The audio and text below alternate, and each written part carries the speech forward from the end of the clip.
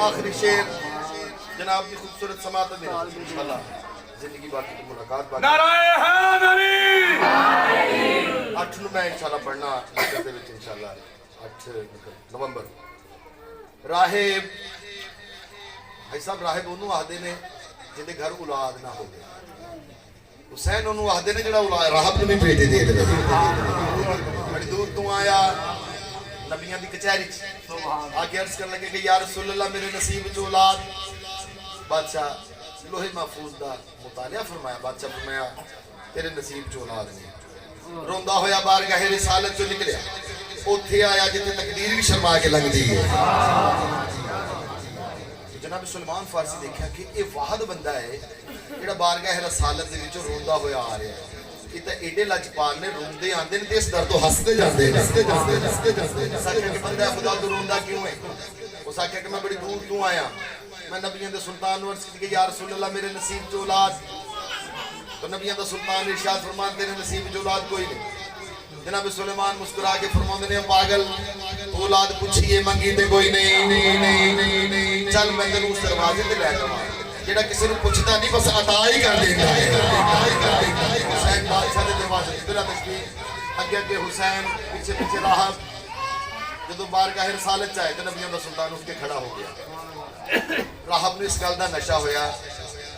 कि औलाद मिले भावे ना मिले तुरिया तो किसी इज्जतदार ना हो नाने की कचहरी च आया नाना राहिब बड़ी दूर तू आया नबियों के सुल्तान भी वही गल की कि पुत्र इसने औलाद पूछी है मंगी कोई नहीं नाना इसनू एक पुत्र दे दो इसनू 2 दे दो इसनू 3 दे दो इसनू 4 दे दो इसनू 5 दे दो जो 7 आख्या ना तो राहब कहना बस शेर पेशे खिदमत बस चलो